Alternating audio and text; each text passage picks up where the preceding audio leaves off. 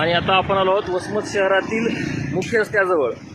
तर मी 25 फेब्रुवारीला प्रेत आंदोलन केलं होतं की हा जो रस्ता आहे निकृष्ट आणि हे ढसाळ बघा, हे कोण हे डिवायडर हे दर्जेदार व्हावं म्हणून मी 25 फेब्रुवारी रोजी प्रेत आंदोलन केलं होतं। आणि त्या प्रेत आंदोलन केल्याच्या नंतर त्या आंदोलनाच्या आधीसुद्धा मी निवेदनं दिली होती प्रशासनाला।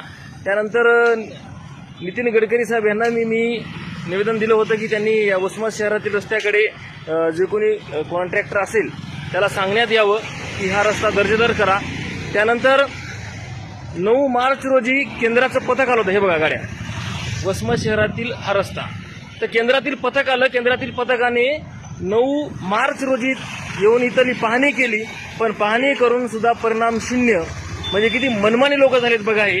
आता अशा लोकांना कसं करावं, कसा धडा शिकवा बघा तुम्ही। आता हे बघा, हे रस्ता वसमत शहरातील मुख्य रस्ता, वसमत शहरातील मुख्य रस्ता आणि त्या रस्त्याचे हे हाल, हे डिवायडर जशाच तसं, कुठलाही बदल झाला नाही, काहीच नाही, फक्त थातूर मातूर आले, तोंडापुरतं पाहणी केली, बस निघून गेले, त्यानंतर गायबच।